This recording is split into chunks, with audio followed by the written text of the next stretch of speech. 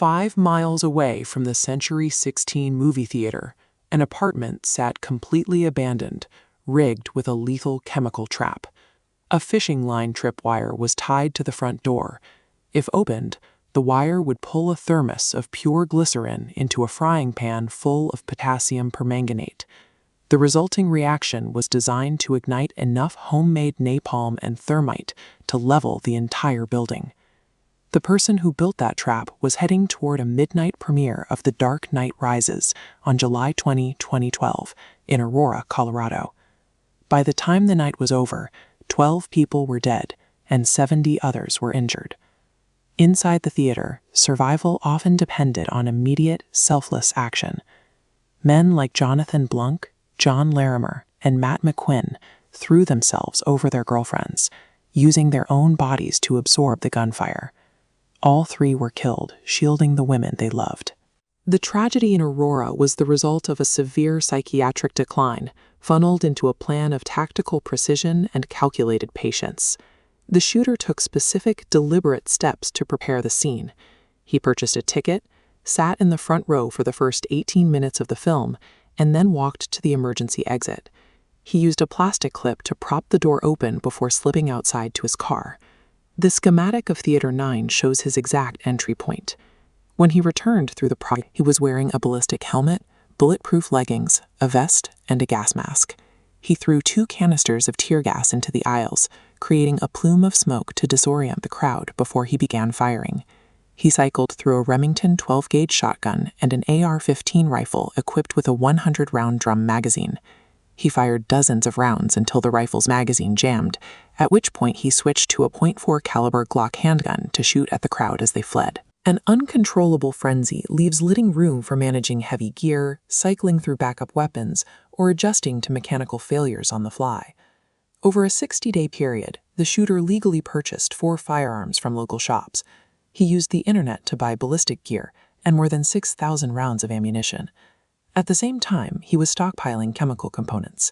He gathered glycerin, ammonium chloride, and dozens of homemade grenades, wiring them all to a remote pyrotechnics control box in his kitchen. This timeline compares his purchases to the synchronization of the apartment trap. He set a boombox in his apartment to blast music on a timer, timing the noise complaint to draw first responders to his door at the exact moment he arrived at the theater. Forensically, the evidence indicates highly organized executive function. The apartment was not a byproduct of a sudden break, but a complex secondary attack planned well in advance. James Holmes was an honors student in a competitive neuroscience PhD program. However, as his social isolation worsened, he began to withdraw from his peers and eventually from the university itself. This deterioration accelerated after a breakup with his girlfriend.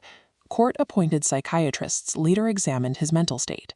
Dr. Jeffrey Metzner diagnosed him with schizoaffective disorder, while Dr. William Reed identified a severe schizotypal personality. Both doctors recognized significant psychiatric disease. Before the attack, he mailed a notebook to his university psychiatrist. It detailed a delusion he called human capital. He believed that by taking the lives of others, he could absorb their value units and increase his own worth, which he perceived as zero. This specific delusion acted as a bridge. It converted his passive, suicidal depression into an active and methodical plan for homicide. After his arrest, Holmes exhibited bizarre behavior during 22 hours of psychiatric interviews. He referred to himself as the Joker and used paper evidence bags placed over his hands as puppets. Forensic psychologists had to determine if this was a genuine manifestation of a psychotic break or a calculated attempt to secure an insanity plea and avoid the death penalty.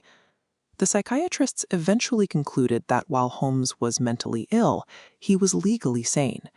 His efforts to hide his preparations and wait for the theater to be full indicated he knew his ambush was both illegal and morally wrong. He was sentenced to life in prison without parole. The tragedy prompted a major shift in emergency response. Because ambulances were gridlocked outside the theater, Aurora police officers loaded 27 of the most critically wounded victims into the back of their patrol cars and drove them directly to hospitals.